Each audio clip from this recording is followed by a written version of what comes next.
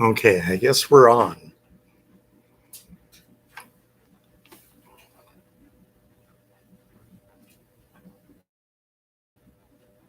Need some light in here.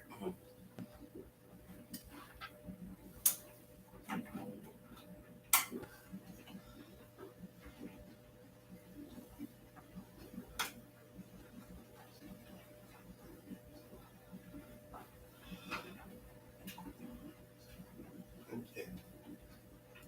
Well, I don't know what kind of a shot that is, but we're live. And how do I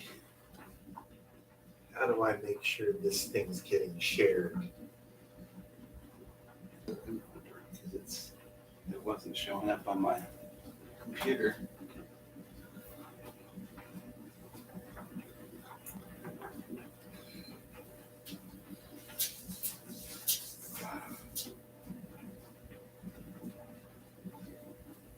Come on.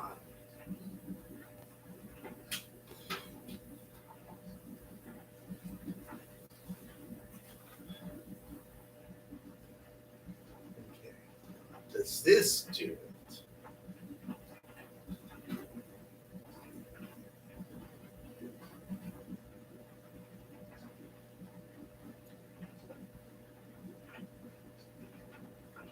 Oh, okay. You got to follow the link. Oh, well, you're on the page there. So Yeah.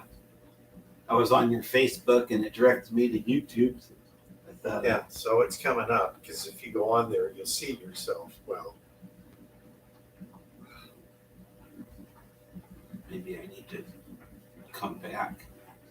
yeah, just go back to the Facebook page. And this is for anyone else who is trying to find this. Well, if you haven't found it, I guess you won't. You got to go to the discussion part. If you go to the event, Thanksgiving Day with the RFs, and then go down to the bottom where it says recent posts.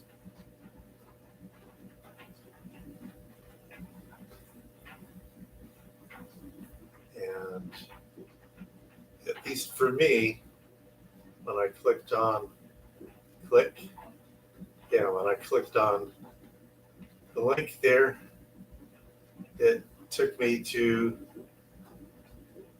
oh, well, maybe you just go to the YouTube page. Yeah. Yeah. We're live. We're not Memorex. Okay, I'm going to share it. Share to Facebook.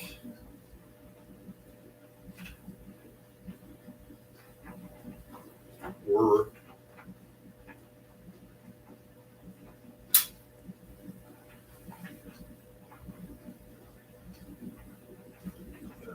share it to Twitter because I'm a twit. Oh, I'm not logged in there, so forget that. I'll just share it here on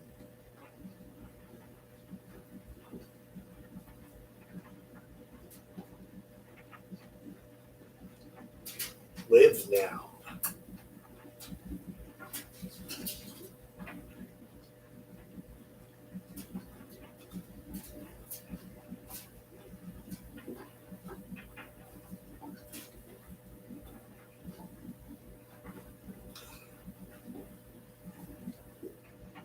I can start a live video there. I'm not going to, because we got other stuff to do. Yeah, this still says waiting for Ron Feller music.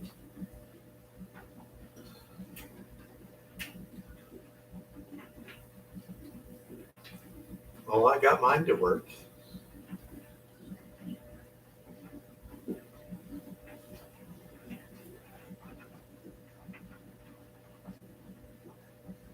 Is there something wrong with my computer then?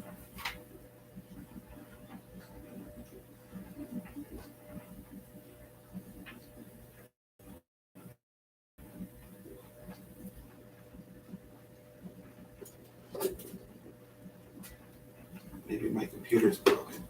Well, what's wrong with it? It's broken.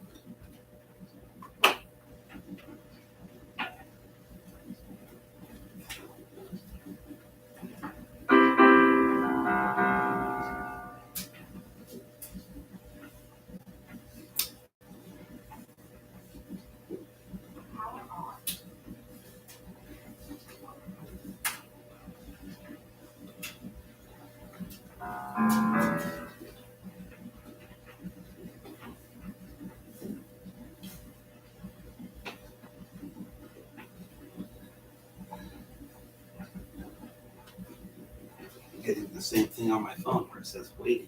Okay, well, I'll do it on my phone.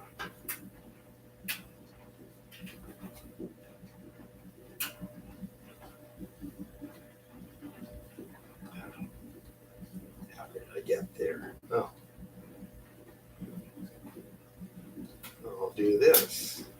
Share to.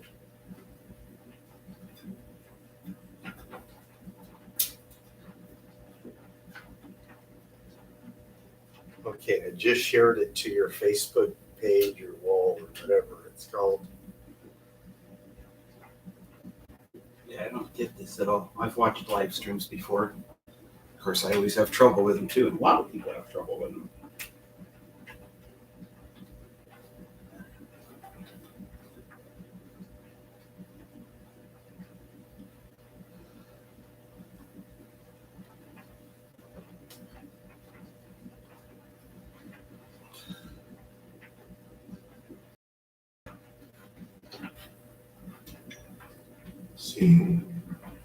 See how good of a job we can do it. Ticking off the neighbors.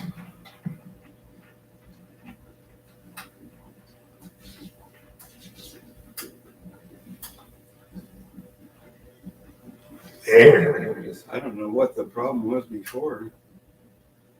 I don't know either. Figure it out. Well, I'm not so worried about sitting around watching myself. But I guess it's a good confirmation that we're actually on. Are we on? And I need to start right off with Right, a drink because it's a holiday. Let's see. It's supposed to be Let's partying. see. Oh, that's Mike's level. Well, that's pretty loud anyway. I mean, for here, now if I turn it, yeah, that turns it off. And I don't know if I need it for music. I mean, for talking. I think for music I need it. People always say my guitar is drowning out my voice because I guess I tend to strum very vigorously. Violently. No, not violently. That would be the Who or some group like that. The Who or the Foo? We haven't got a set list or anything today, so we are playing acoustically. There's somebody else who should be here today. Somebody who loves acoustic music. I've known this guy for a long time. And when I first met him, that's all he had was a couple of acoustic guitars. And then he got an electric and he just went wild with that for a few years. But now he seems to be back to strictly acoustic, which is, it's okay. Oh, yeah. I know what I'm gonna do. Can you hear yourself? I always hear myself. So, I hear voices in my head.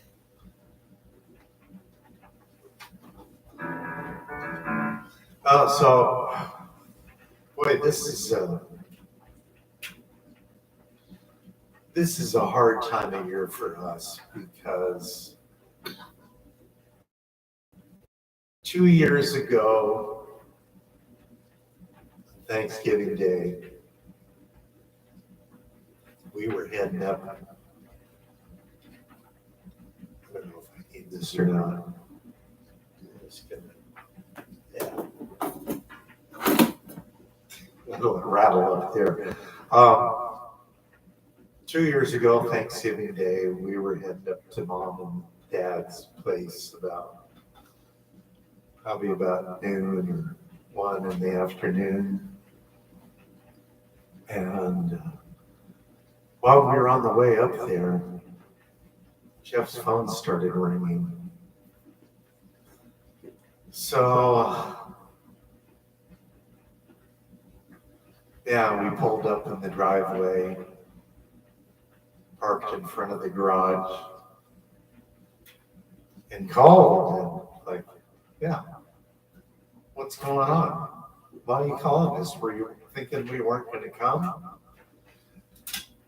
Well, no, Dad was calling to tell us that they were both sick. And remember, 2 years ago, we were all panicked about, we need to do something in the kitchen.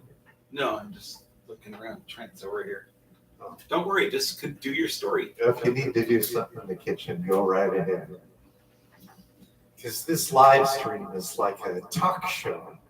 It's like a slithering through underbrush of multi-variegated hues. Anyway, so we got to the house.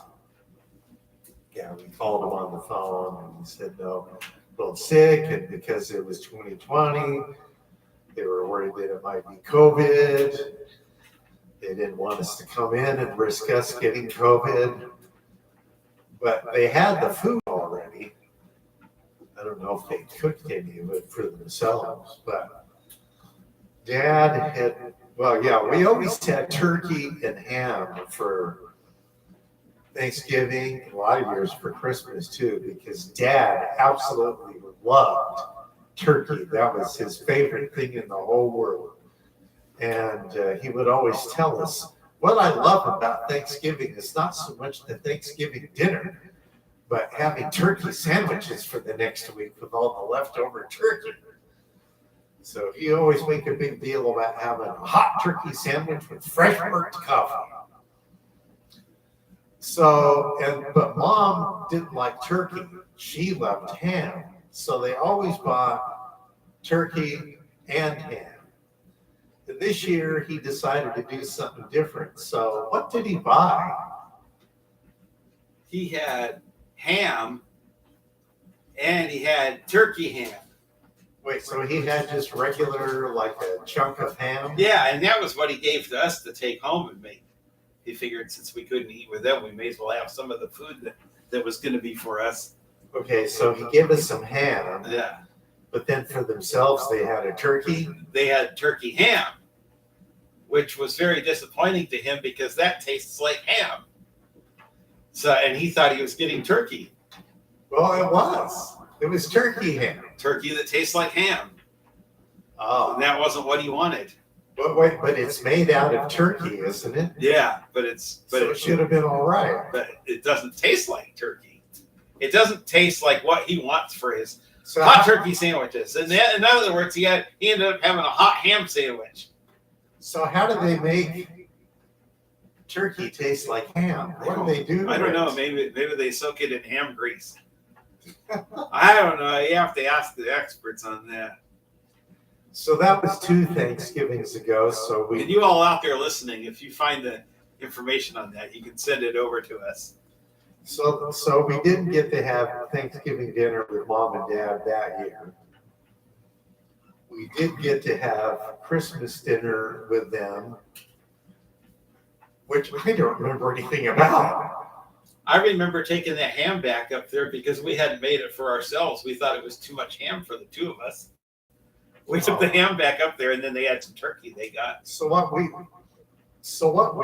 should do is But what we did on Thanksgiving Day, we just drove around all afternoon looking for a place that was open. And I think we ended up just getting some food from Arby's and bringing it home. Yeah.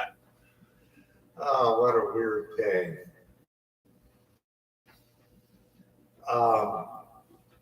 But then last year at Thanksgiving time, Mom was in assisted living, adult family home. And she wasn't, well, it's been a long time since she was really able to get out anywhere without being an hassle. So we just figured whatever we had for dinner here. Well, I don't remember what we actually did, but I think the idea was that whatever we had for dinner here, we would bring some of that over to her at River Rock. But did we actually do that? Yeah, we took over. I think we took over a slice or two of the ham. That we knew that if she was going to want anything, it would be the ham. Now, was this ham or turkey ham? Ham, real ham. Because we already ate the turkey. We knew she didn't like turkey. We ate the turkey. This stuff is all confusing to me because I go into the store now. I got turkey ham, turkey bacon, turkey sausage. I kind of rely on the expert here because he's the turkey master, which obviously that was passed down from Dad. But Dad didn't get into all these different kinds of turkey. The one kind of different thing he got into in his last year or two was fully cooked bacon. Now, again, I'm like, well, of course it's fully cooked bacon. You don't want to eat bacon that's not fully cooked, but that's not what the deal is. You buy it in the store, it's already been cooked. It's called microwavable bacon. Oh, so you don't just eat it straight out of the packet. You warm it up for like 30 seconds or 40 seconds or something. And it's the good thing for somebody like that. I like it too for that reason, is that you don't have to deal with all the grease because the grease was already cooked out of it. So you don't have like a big puddle of grease in a pan later on. Hey, Mike McNee, if you're watching this, weren't you the guy that used to say our mom cooked everything in grease? Well, that's how it was back then.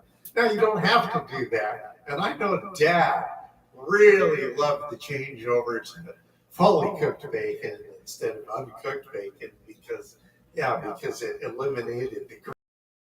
He hated the grease. So his story that he was telling us their last couple of years was that Mom would get up in the morning first.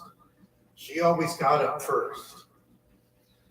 And she would go out to the kitchen and throw some bacon in the pan. But since she really couldn't see very good anymore, she would just throw it in there. The Dad would get out of bed, come out to the kitchen. He'd go over there and straighten out all that bacon that was in the pan. No, I don't know if she really threw the bacon in there. She probably put it in there, but it was like, wad, because she couldn't see it to lay it flat so that it would cook well. So that was his story. So yeah, he really loved that fully cooked bacon. This is turning into the kind of stories he was telling. This goes on and on. Which is kind of like the way Bill Cosby told stories. You take all these detours on the way. Now, he didn't drive that way. When Dad was driving somewhere, if it was a place he'd been to before, he always went the same way. He didn't take any detours or side streets. But when he was telling the story, oh yeah, you took all kinds of detours to get there. Like a couple of years ago, we went up there and he said he had some kind of family story to tell us about it. Well, the lead into the actual story was like 30 minutes. So I kept wondering, what is this going to be all about? Is it going to be something bad or something? I don't know. Are they going to tell us they're both dying or something? Well, no, it turned out it was something to do with DNA testing and another member of the family. But yeah, the lead into that story, I'm like sitting there like, come on, get to it. What are you going to tell us? Just tell us now. He liked to put a lot of disclaimers at the beginning of that story. So last Thanksgiving, Mom was at River Rock and we took some food over to her now. That was, And she wasn't eating it all that weekend. I think the last time both of us had seen she was alert and stuff was the Monday of Thanksgiving week. We went over there. I had gone over a couple times that weekend and she was sleeping. Then went over again on Monday. I said, oh, I was over here yesterday and you were sleeping. And she said, well, wake me up. I'm like, well, I figure you need your rest. So she was alert that day. She was kind of quiet. She wasn't saying much, but that wasn't anything usual. When you grow up in a family with a big talker like Dad, you don't have to do a lot of talking. So, but I thought she seemed kind of sleepy, and the housekeeper was there. So that was Monday, then went back over on Thanksgiving Day. And yeah, she just was not alert at all. And so I guess they must have put that food in the refrigerator or something, but I doubt that she ever ate it. Because it was the day after Thanksgiving that I guess, I don't know what his title was, the lead guy over there, the guy that, you know, we communicated with about the important stuff. He wanted us to come where I don't remember what we did now. Was it just to do some paperwork or something, or? I don't remember. It was something important, or maybe it was just I think he just wanted to alert us that time was really running low. So yeah, he said Mom didn't have much time left, so I didn't see her that day, Friday. But I went over after work Saturday. She was sleeping. Caregiver could barely get her to wake up. And then Sunday, I think we were both over there, and I think the housekeeper was there too. To Lorian, if you're out there. And yeah, she was just asleep, could barely get a word out of her. And then I guess it was Monday morning that I think they called you and said, we don't know that she'll make it through the day. Yeah, hospice called me. I said I was planning to go see her anyway after work, and they said, yeah, you better come over, because they said she may not make it to when you get here. Now, fortunately, she made it to that point, but yeah, it's wasn't too long. If I hadn't gone there that night, I wouldn't have seen her that one last time. So that was Thanksgiving last year. Well, actually, now that I think about it, Thanksgiving of 2020, that was the weekend. Yeah, we had gone up there to see them. They wouldn't let us into the house. And then the next day, I guess is when the housekeeper called you up, and then Dad ended up in the hospital that weekend. So that was kind of the starting of all this Thanksgiving weekend of 2020. And then they let him come home after a few days, and then it was February of 2020 that he went to the hospital again and didn't make it back that time. So the last couple Thanksgivings haven't been very good. And some things even started prior to that with Mom, and it always seems to be right around the time of a holiday, because it was just before Easter in 2019 when Mom was in the hospital for what was later referenced as that hospital visit. Dad was always talking about different things in relation to that. Your mom had that hospital visit, and this changed, and this changed. I remember that year we didn't really have like a normal Easter dinner. That was the year we did hamburgers on the grill in the patio. That was okay with me. Oh, I that was- always loved that. That was fine. It was Yeah, it was it just wasn't what a that problem. what it represented was more the issue. Really what happened with all, she had been complaining for a while that she wasn't feeling good. She had been saying for quite a while that she should be in the hospital, or when she was, well, a lot of the talk was she's saying they should be in assisted living. But when she was really feeling bad, she said she should be in the hospital or 6 feet under. And he didn't want to listen. He just didn't want to listen. So He just thought she liked complaining. I kept saying, she was saying she should see a doctor. And I'm like, well, why haven't you seen a doctor? And then Dad would tell his story about, well, can't do it on Monday. I can't take her to the doctor on Monday because Monday's the day I go up to Berrien and I make a check out for cash because he didn't trust bank cards. So he'd go up there, make a check out for cash, and he would take some stuff to the post office. Even though they had a post office only 2 or 3 blocks away at Cedars, he always insisted on making that drive to the big post office in Berrien. Well, there was at least once he fell down in the parking lot there. But anyway, so he couldn't do it on Monday. It took all day to do that. Then Tuesday was the grocery shopping day. Wednesday was the housekeeper day. And then I guess it took all the rest of the week to recover from that.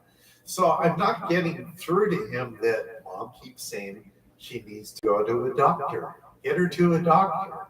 Well, eventually something got bad enough. I don't remember what happened, but she ended up in the hospital sometime in, was that the early part of 2020? I don't remember if it was, or it might have been the year before that, because it seemed like some of this stuff was going on for quite a while. Yeah. Well, there was, But ever after that, then he would, when we would talk about things that were changing, he would say, well, ever since that hospital visit. I think that hospital visit was March of 2019. Whatever it was like right before Easter of 2019. And I think what happened for 2020, part of the reason they were delaying things was because of COVID. Yeah. They figured it would be really hard to get in. And well, the people that need to get in are the people that are really, really sick. So all that was going on for a long, long time. But after that hospital visit, then they kept sending people over to the house to try to get Mom to do physical therapy and various things. And Dad would send them away. He would try to send them away. The last time I ever saw both of them, it was some night in the middle of the week after, I don't know, I guess after work. And I went up there and took him a while to get to the door because Dad was on the phone with somebody that was trying to talk to them about physical therapy. And he's yelling at the person, telling them, oh, we don't need that. You should see how Mom's getting around the house here with that walker. She's doing just great, which she wasn't, but he was just in denial about how bad things were. And then, probably 10 days or a couple of weeks after that phone call was when he ended up going to the hospital the second time. So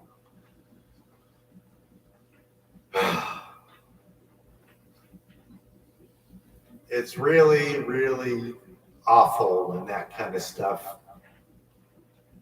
happens. But I guess it eventually is going to happen for everybody. But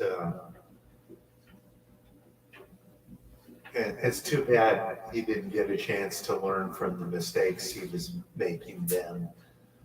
Maybe if he had been a little bit more, as people say nowadays, proactive. I don't know if anything could have been done about Mom, but something might have been able to be done about him. I think he got worked a little too hard. trying to do everything to take care of Mom.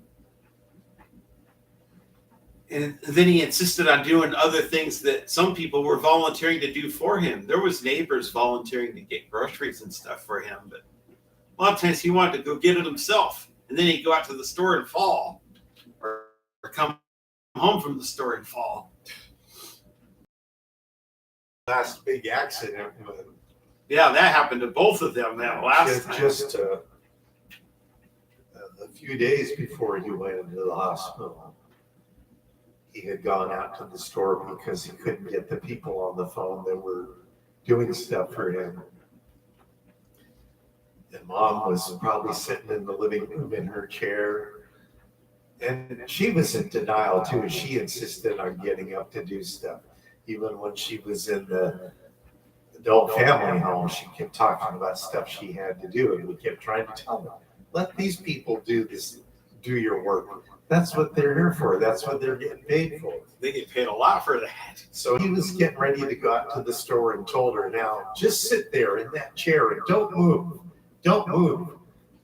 As soon as he left, she got up and she went out to the laundry room, which there was a big step about this high.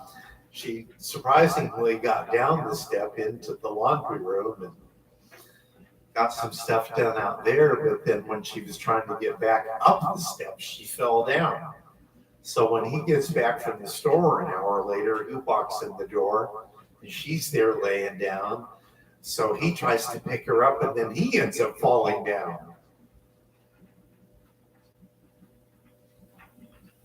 When things are that way for you, you need to be willing to let other people do stuff for you. Now that's easy for me to say because I can still do most of the things that I need to do for myself. But I just realized you're left-handed. I didn't know. Wow, cool. I can play bass left-handed. I'm just about that action. Oh, over here. No, that looks right with on the stream thing. On the stream thing, it's reversed. The only reason this one looks kind of funny is I have it on night screen mode, so the colors are a little weird. I forgot to put it on the regular vision. Oh, by the way, Doesn't matter. since we're talking about all this family stuff.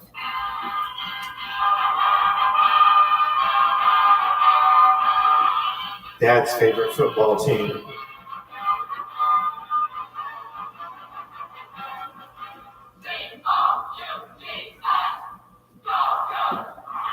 Go Cougs! Yeah! And the hat is for his favorite baseball team, the Cubs. That's who he loved. He liked to root for the underdogs. And up here, the Cougars have always kind of been underdogs to the Huskies. Trent is here.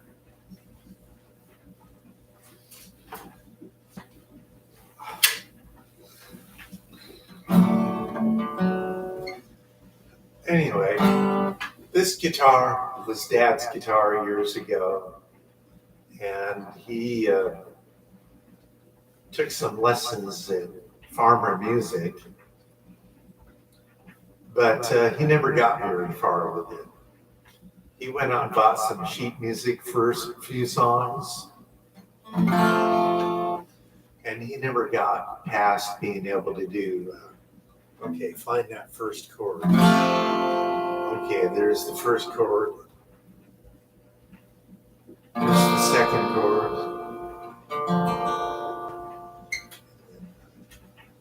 Third chord. So when he would practice, I would watch him. And he would play things like, take me home, country roads, to the place I belong. And he never got past that because I understand when people are working full time how it's especially the kind of job he was doing. You get home, oh man, you're just burned out because he had a factory job, a filthy, disgusting factory. It was really, well, but this is what he liked, hard manual labor. I remember him saying many times later on when he was between jobs that he kept sending him out on jobs where there was all this paperwork involved, and he didn't want that. I want hard manual labor. Some of it was just the paperwork to try to get the job. So eventually he just gave up on the guitar. Well, I said, okay, well, I want to learn how to play it. So I played this guitar for many, many years. And then at some point, a friend of mine bought an electric guitar. And I'm like, whoa, that's cool. I want an electric guitar. Well, that was kind of the same story. This guy, well, he learned one thing on the guitar that he saw a guy in the farmer music do.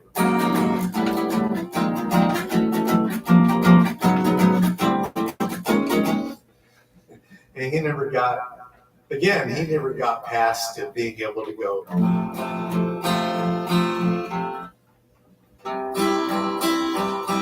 So eventually he gave up on the guitar that he had. He sold me the electric guitar and I brought that home. And Dad looks at me walking in the back door with the guitar. And then I think I bought the guy's amp either that day or maybe shortly after that. My dad's looking at me, why do you need another guitar? I gave you my guitar. And I'm like, Dad, this is an electric guitar. And he's like, guitar is a guitar. So I bought the electric guitar from my friend Patrick Wyman. And then a few years after that, I got a bass from another friend of mine, but I didn't tell Dad I was buying it. I just said, well, I'm just borrowing it. Paid like $50 for the guitar and $80 for the amp, and I think another $50 for the bass. And I still have the guitar, still have the bass, don't have the amp anymore. That died. But... So then I met some guys that played guitars, and the guy in the group that was the best guitar player, he had a 6-string acoustic and a 12-string acoustic. So he would try to teach us a song. So like one day we're at this place called Northern Stars. It's up in Seattle, in Ballard. It's gone now, but that was the rehearsal place. So the guy pulls out his acoustic 12-string and he starts playing this song.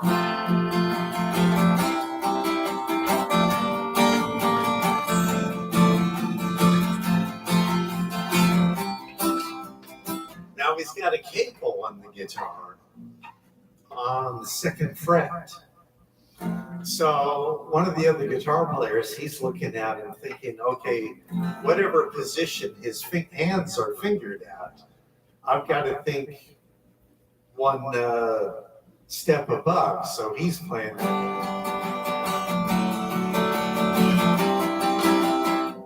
But then don't sound right. But he stops the song and says, what are you doing there? I see you got the cable on. Yeah. But what are you playing? Well, I'm playing.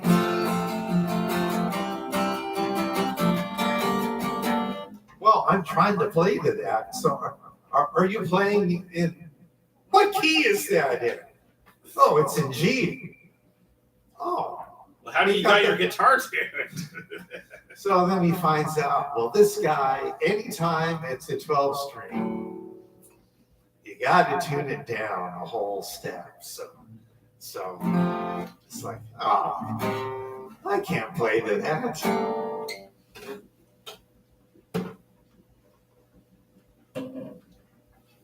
Yeah, because when you have a 12 string, there's just that much more tension on the neck, and it's gonna break. So you got to down tune it. Okay, so does this sound right?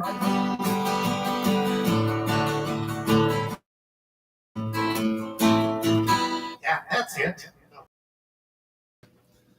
Sometimes for musicians, things get a little too complicated and weird. So when we would play this next song, he would be playing his 12 string because there's 12 string on the record. But he would have that capo right there. But that didn't mean he was playing up a step. That just meant his guitar was tuned down a step. That capo was just bringing him up out of the tuned down position.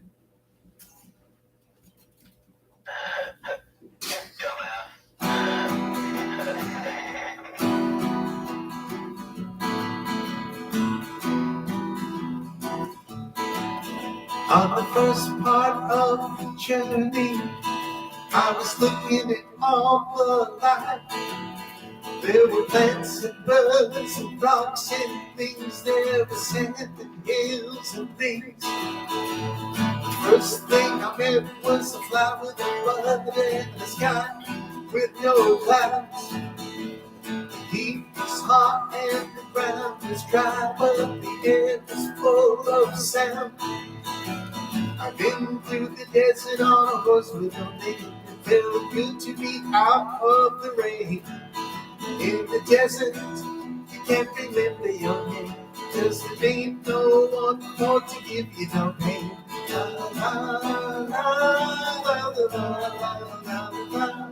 la la.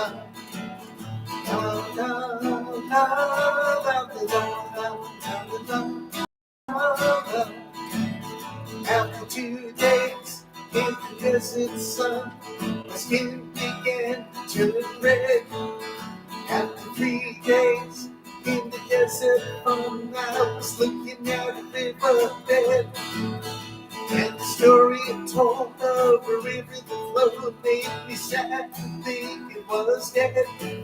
See, I've been through the desert on a horse with no name. It felt good to be out of the rain.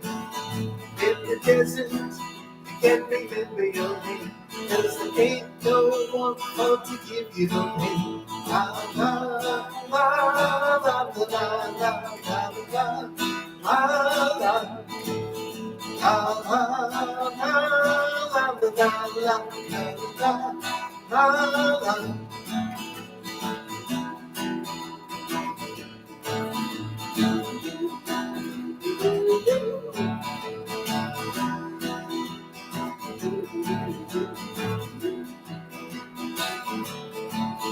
After 9 days, I let the horse run free, because the desert turned to sea.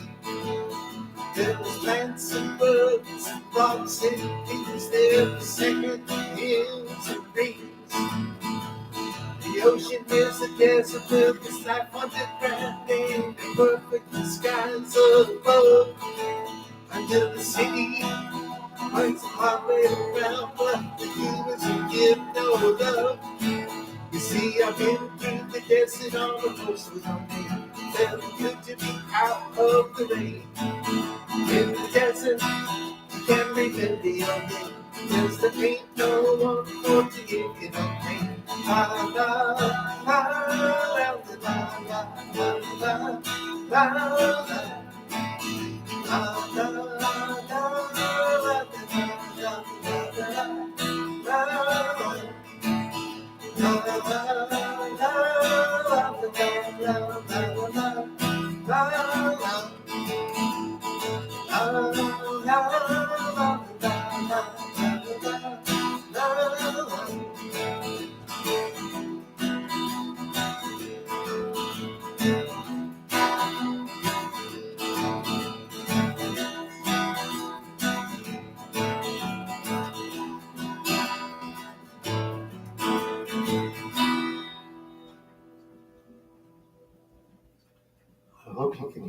bass out there. I can't really hear it myself. Yeah, it's kind of quiet, unamplified. But we're literally acoustic. No amps, no effects, nothing. The higher notes come through better, but then that's actually also up in your range, which probably defeats the purpose. Yeah, that was another thing that happened a while ago. A friend of ours, his father had died. And so he wanted to do something, I guess, in memory of his dad. So I figured what we were going to do was probably play some of the songs we used to play at his dad's house. And he was trying to set up something at the meeting room in the library, I think the Burien Library. He called us up and said, yeah, I don't want no electric guitars, no microphones, no nothing. Just be Literally. acoustic, will literally be sitting around a table in the meeting room playing acoustically. No effects, no percussion, no nothing. Well, that didn't work out because of schedule conflicts. So then he said, okay, well, why don't we meet over at the Stone Circle? What's he talking about? The Stone Circle. No. What are you talking about? Well, he was talking about a place that we used to go to years ago, behind the Burien Library, a nice wooded park with lots of tall fir trees. And there's, an area in there that kind of looked like where they would have had a campfire. Yeah. He called that the Stone Circle. So we met there, and then that kind of became our regular meeting spot. 4th of July and things like that. So at least now I know what the Stone Circle is. We were there 4th of July this year, yeah. And the thing about practicing or playing there is that there's always a lot of, on the 4th of July, you go in there. Well, maybe not that, but yeah, a lot of.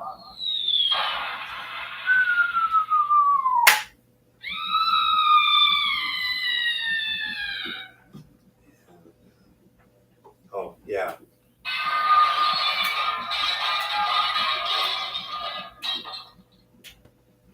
And a lot of times you just hear firecracker after firecracker.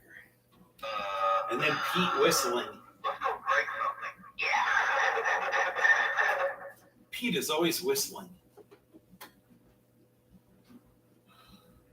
But this year, it was last year, we had an actual gig up on Whidbey Island on the 4th of July. But then this year, it was the day before the 4th of July, which would be what?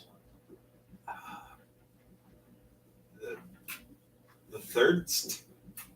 Yeah, must have been the 3rd of July. The 3rd.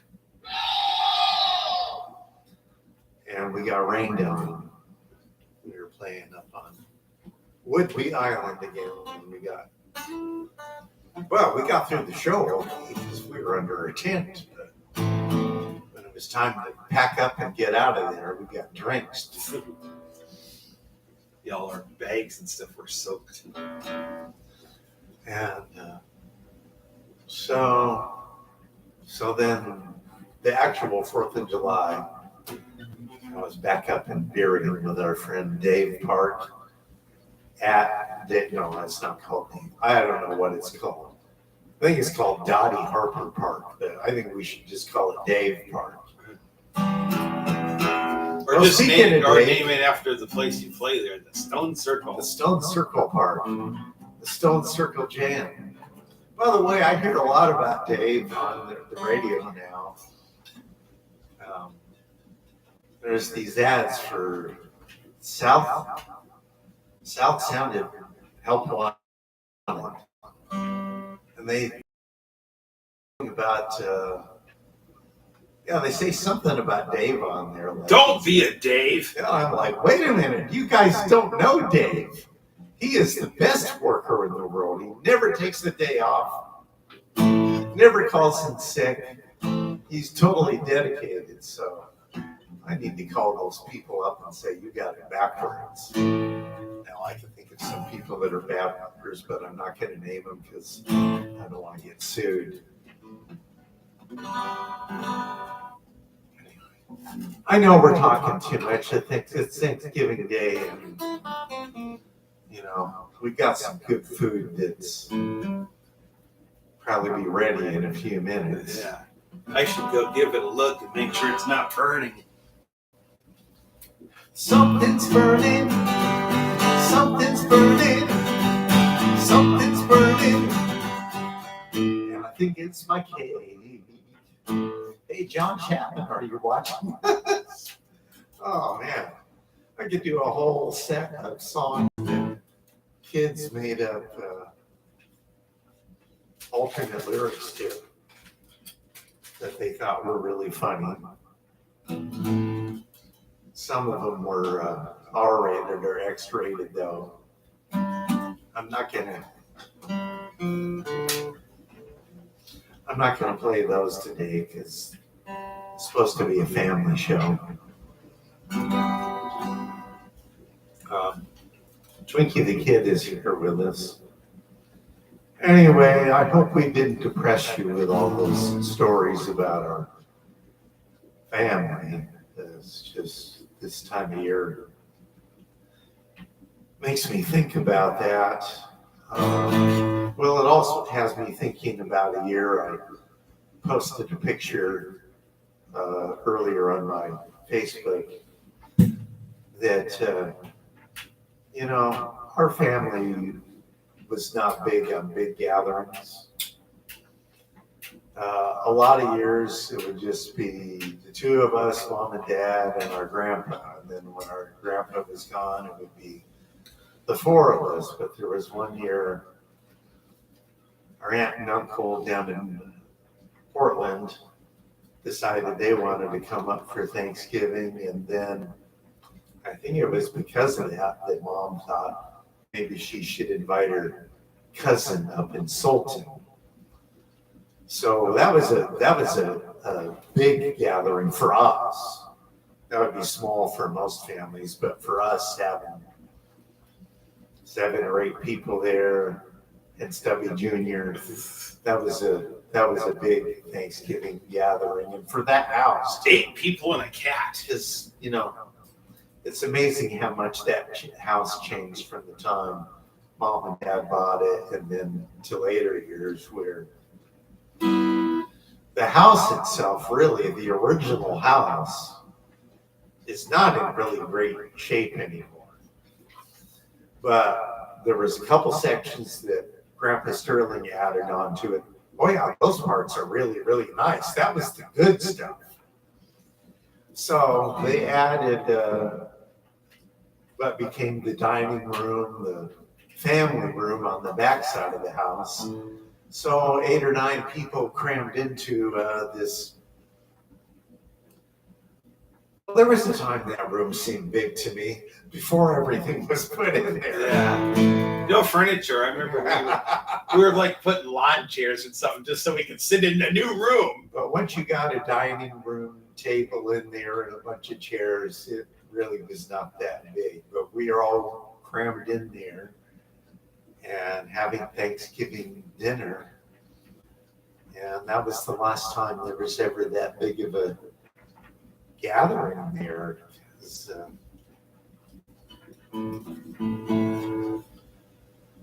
I don't know that we ever went down to Portland on Thanksgiving Day or Christmas Day.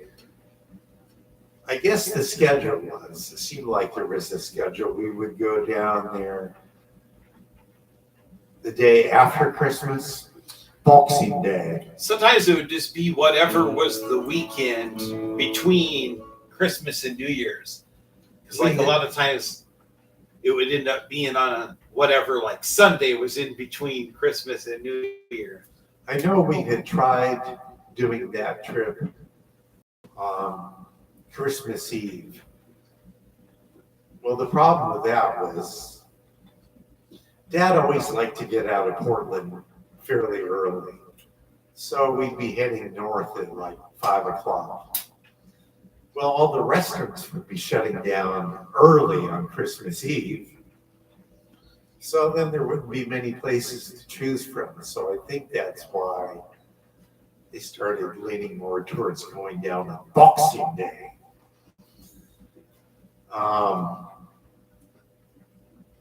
And then we would go down on Mother's Day. And that was easier because Mother's Day always falls on a Sunday. And some other time during the year that I don't remember, maybe Labor Day weekend or something like that. It seems like we'd usually go down sometime in September or October. Of course, October was a good time, I guess, because Grandma's birthday was in October and Ron's birthday was Halloween. So we would do that.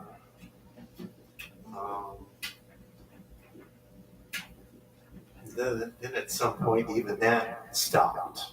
It's like nobody was getting together, nobody was doing anything. And then the last couple of years, I kept hearing Mom say, "Oh, I wish I could see my brother again."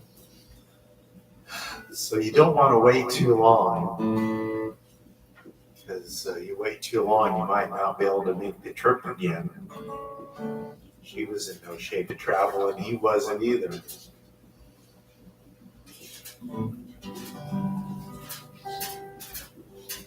So now our Aunt Dee is the only one left down there, other than people on her side of the family that we never got to know.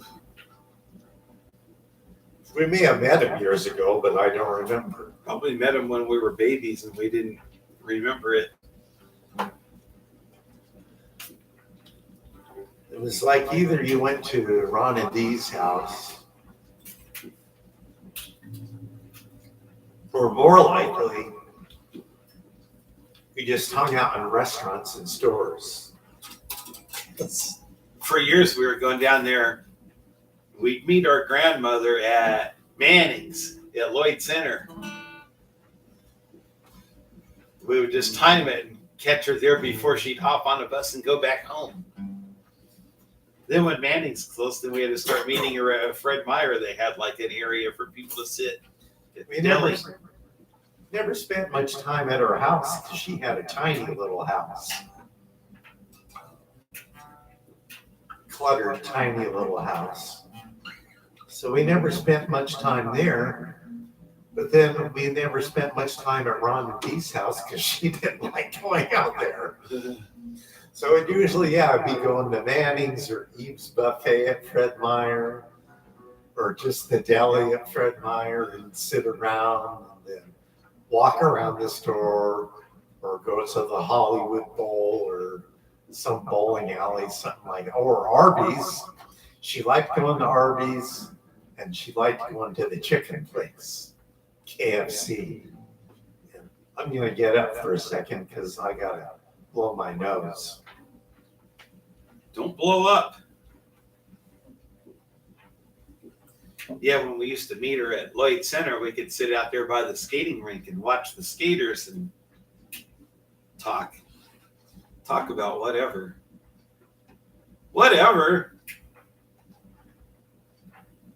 So yeah, it was hard when that place closed. Wasn't as much to do at Fred Meyer, except she'd usually end up shopping for batteries for her radios because she didn't like plugging her radios into electricity. She was really old school. Well, that just meant she put her money where her mouth is. Yeah. Okay, I'm trying to. We don't have a set list today, as you can tell. But too busy thinking about food. Talking about wandering around in those stores there reminds me of Well, it reminds me also when Grandma would come up to Seattle and we'd wander around at the Pike Place Market. Or, yeah, we'd take the bus to downtown Seattle with Mom. Even if you drive a car, it's better just to take the bus there. Because they charge you an arm and a leg if you try to park down here. And then you won't be able to walk if you don't have your leg. So we wander around in downtown Seattle. And then other times we would go wander around at South Center and Seattle Center. Well, but we also wandered around at South Center other times because I remember taking the 240 bus or the 340 bus over to South Center and wandering around there and looking at music at DJ Sound City. That was back when you could buy records at the mall. And they didn't cost you an arm and a leg. And one of the records that Mom bought was this one.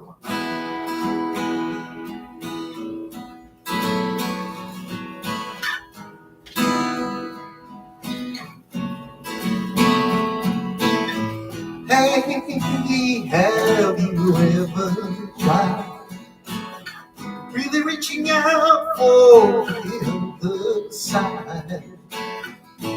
Maybe climbing on a rainbow, but maybe dreams there for those who sleep. We're not rehearsed, you can tell. Dreams there for those who sleep. Life is for us to keep. And if you're wondering what this song is leading to, I'd like to make it with you. I really think that we can make it good. No, you don't know me well. Every little thing only time will tell. You believe things that I do, and we'll see it through. Life can be short or long. Love can be right or wrong. If I chose the one I'd like to help me through, I'd like to make it with you. I really think that we can make it, girl. Trent is running through the room. Da, da, da, da, da. See in the window? Where'd you get to, I Trent? think you went toward that way to your room. You gotta look out a window. Baby, no play dreams there for those who sleep. Life is for us to keep. And if I chose the one I'd like to help me through, I'd like to make it with you. I really think that we can make it, girl. Don't you know that we can make it, girl?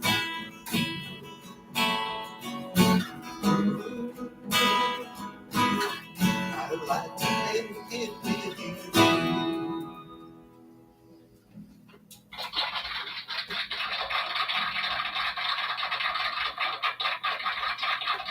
Dun, dun, dun, dun, There dun, it dun, goes. dun, dun. They probably can't see that. Yeah, he's so dark and he's on the floor, and I don't think the camera's showing down that low. It is what it is. That I can tell you. Trent, you should stop and say hello to the people if there's anybody watching or listening. I guess we can get away with this for a while because guys next door moved out. These people either moved out or in the process of moving out. I haven't heard any thumping around up there today, so they might already be gone. I was hearing thumping yesterday.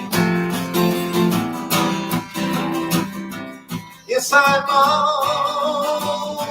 already gone. I hope so, anyway. Yeah. I don't think they would care, but I try to be respectful because the guys below us, they're nice guys. The only excitement they ever have is when they're watching the Seahawks. That's who I'm mostly concerned with disturbing is the guys right under I us don't want because to we're and then right next to them is the managers. We definitely don't want to piss off the managers. Yeah, I don't want to be stomping my food. Don't want to stomp your food. I don't want to be stomping my futon. And speaking of food, I need to go check on our food. I don't want to be stomping my futon on the ground, on the floor. I gotta see what's going on with the food. Yeah, I'm gonna do some eating pretty soon.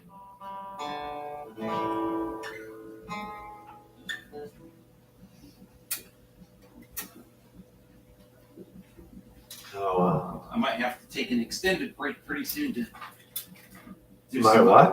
I might have to take an extended break pretty soon to start working on a different part of the meal. Oh, okay.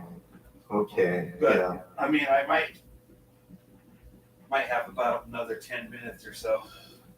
Okay, well, I know these nice people don't want me to starve because they can see how thin and undernourished I am. I said they can see how skinny and undernourished I am.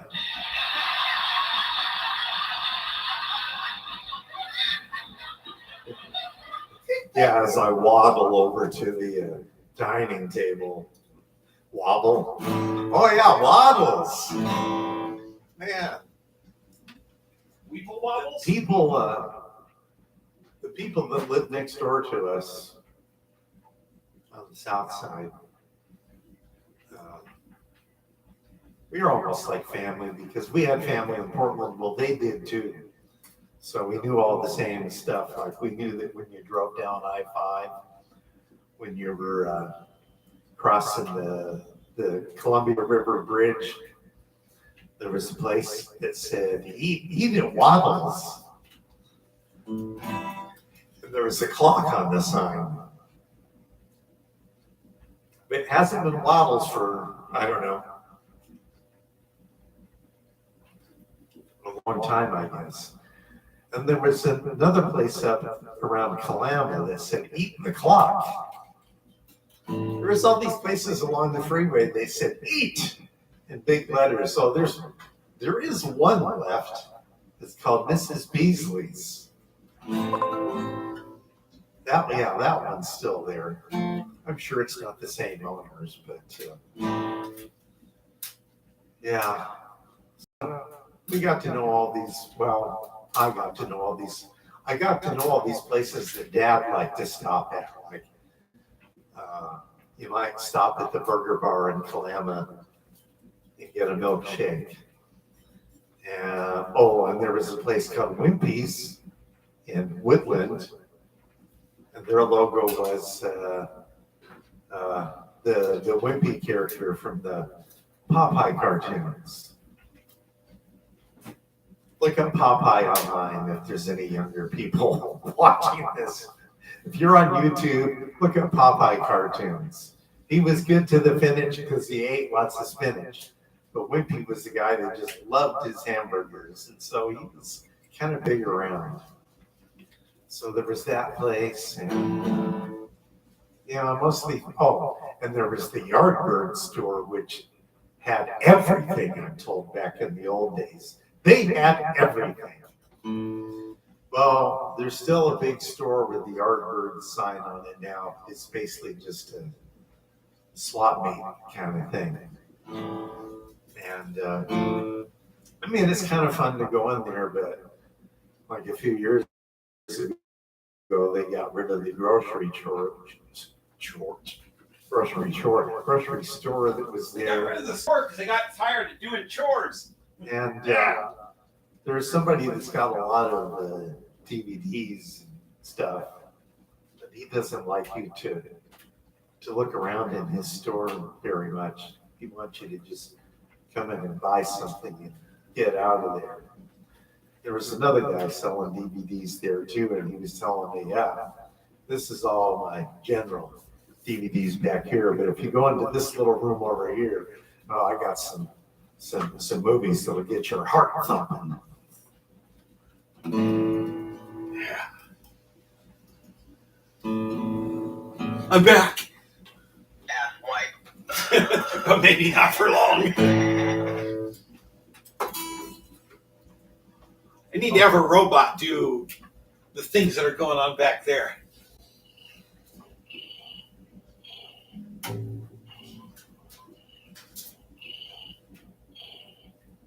don't know if they can hear that or not. That's Trent. That's not Trent. He doesn't sound that squeaky. Yeah, he's a big guy.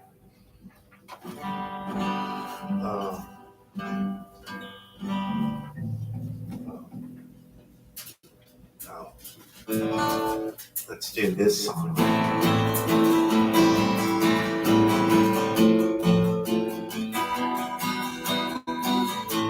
have enough time to do it? Yeah.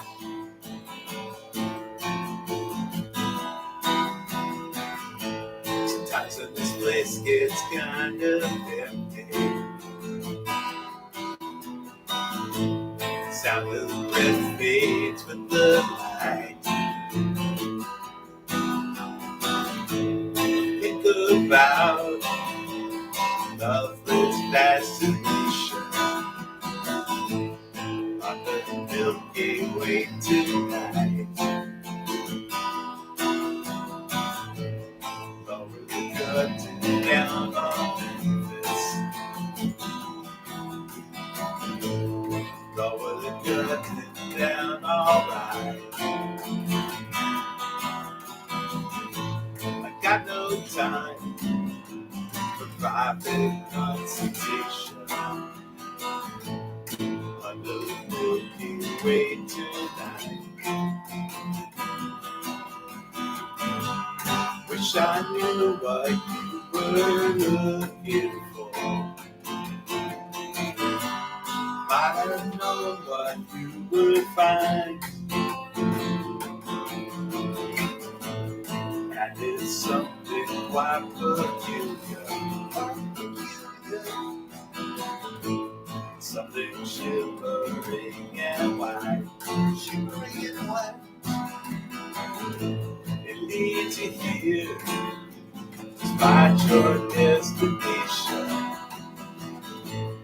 under the Milky Way tonight. Wish I knew what you were looking for. I don't know what you would find. Wish I knew what you were looking for. I don't know what you would find.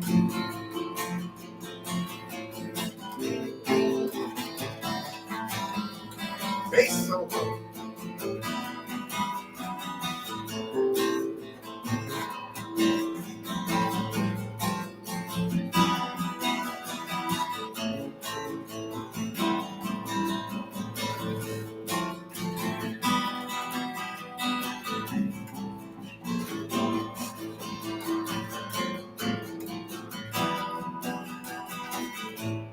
And it's something quite peculiar.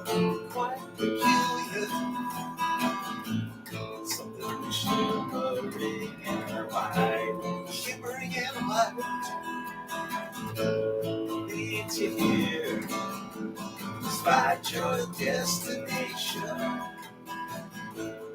under the Milky Way tonight.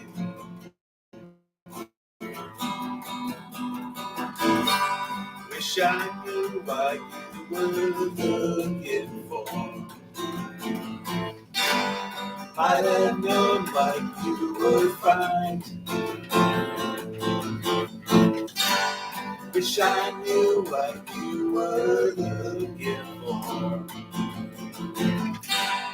Might have known what you would find. Under the Milky Way tonight. Under the Milky Way tonight. Under the Milky Way tonight. Under the Milky Way tonight. Under the Milky Way tonight. Under the Milky Way tonight.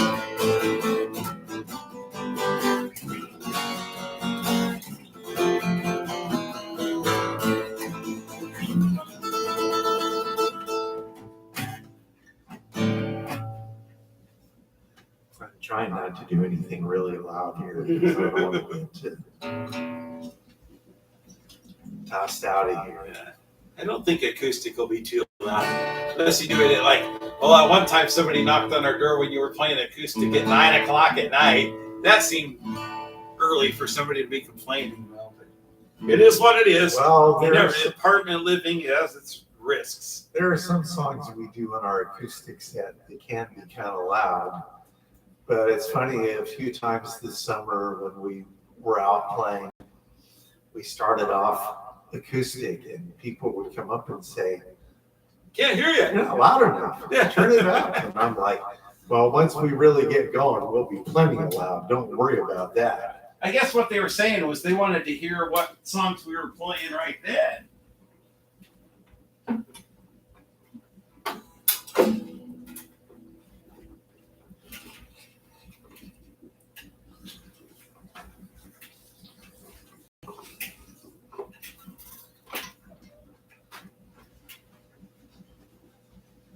Yeah, one of the songs we do in our acoustic set is "Sign, sign, everywhere, sign, blocking out this."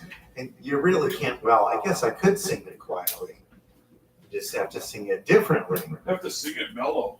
You can scream it in D. Because when you're singing, "Sign, sign, everywhere, sign," the whole neighborhood's going to hear us.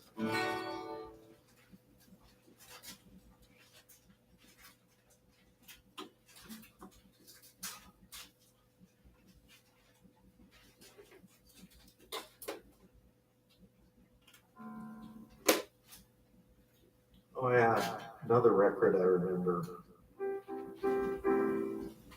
while I'm buying. I think it was in House of Values.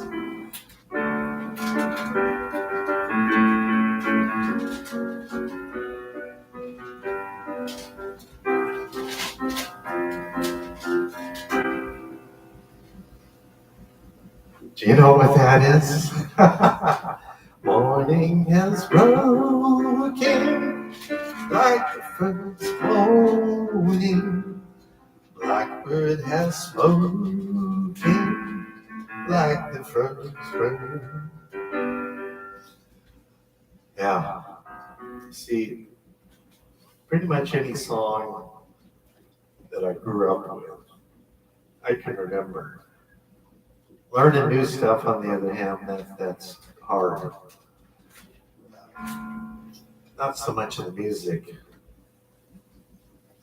I don't have so much trouble with the lyrics, it's the words that give me trouble. Maybe there just isn't anything worth learning now.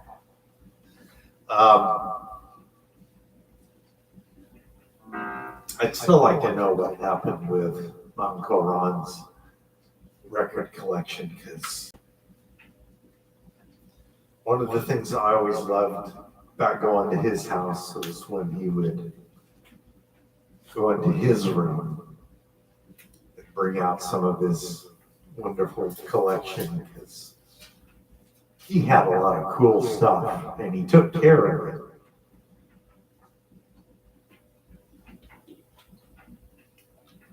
he wasn't one of those people whose records from the 50s and 60s look like frisbees.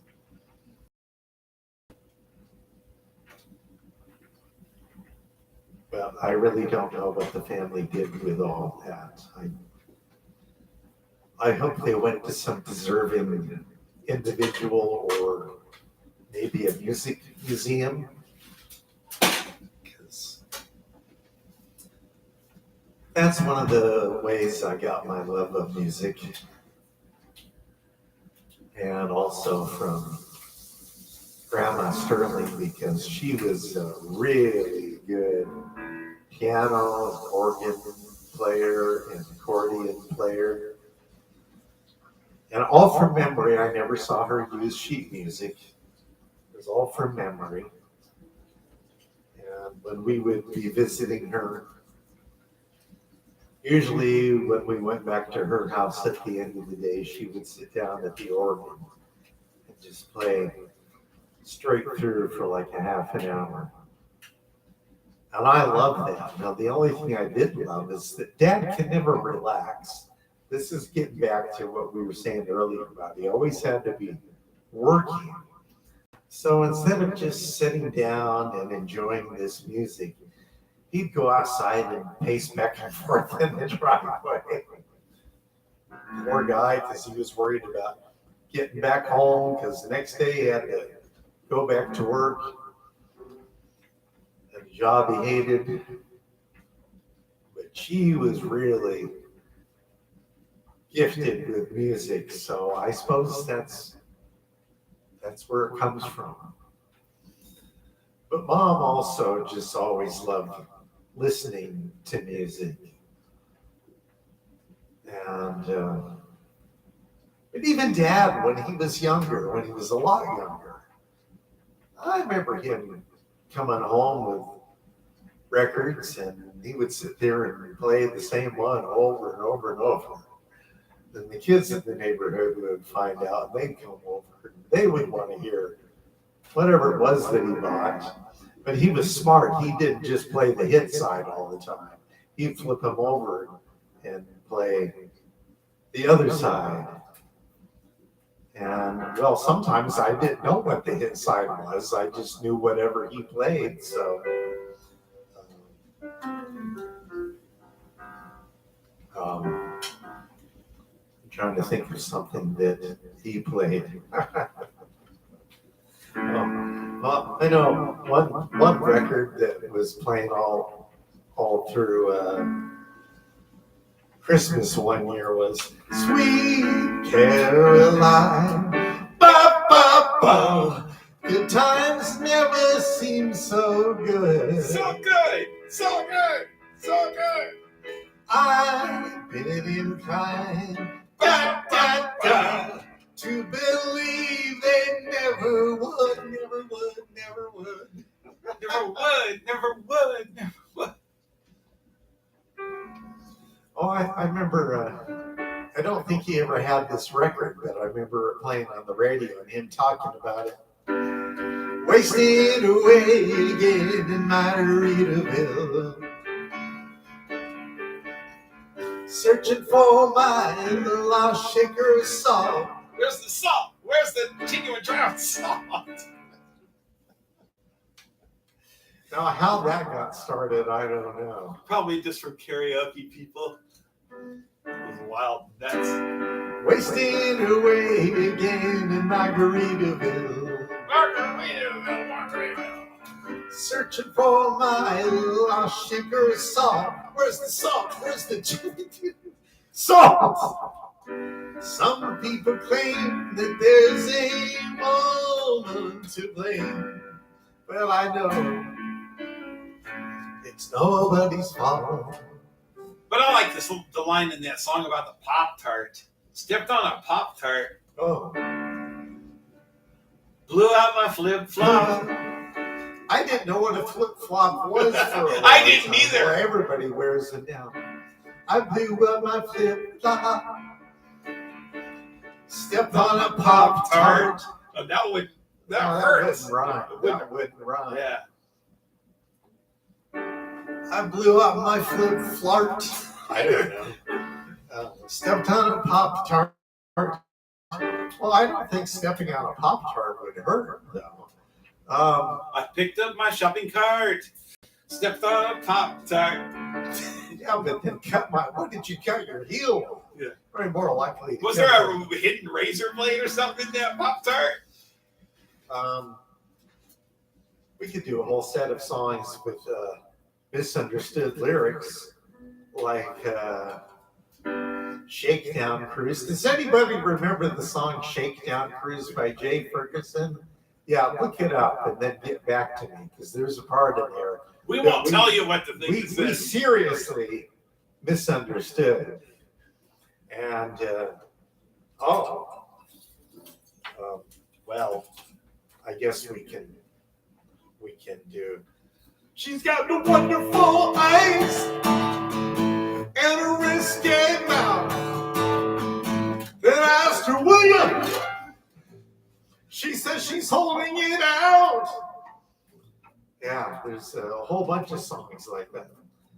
Now, most of these I didn't think of myself. Most of them were thought of by other kids or people. Some people never grew up like me.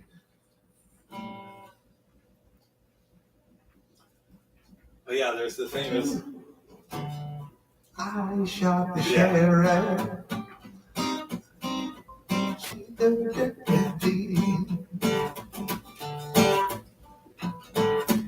I shot the sheriff. Did not see the deputy.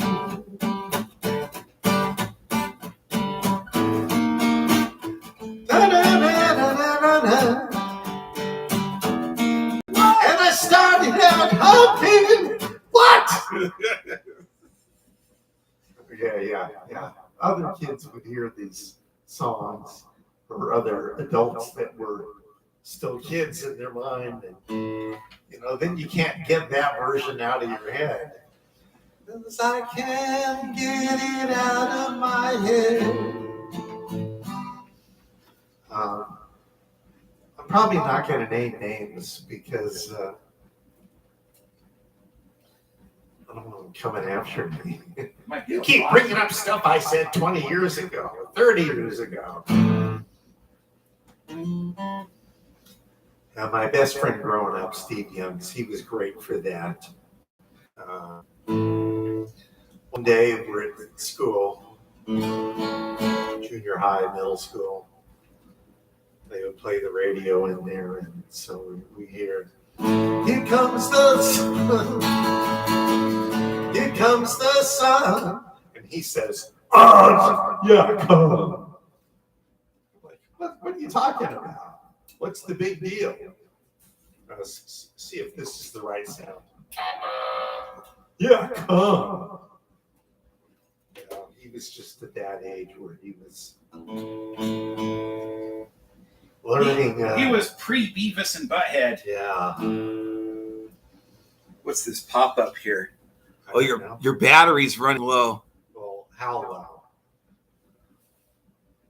low? Like last bar. Final bar. I couldn't plug it in over there because it needs a 3-pronger, and all those extension cords are just 2-prongers. Let me see. Yeah, there's probably not much you can do about that. Well, there is, but it's more complicated. He's got to go into Trent's bathroom to reconfigure this. I'll probably have to unplug something else. I thought there was still an Do the available. Unplugged show now. I thought there was still an available outlet, but apparently not. We could do all kinds of story songs because, like, another place we went to a couple times was Southern California, where there was a girl named Amy. What you want to do? I think I can stay with you for a while, maybe longer if I do.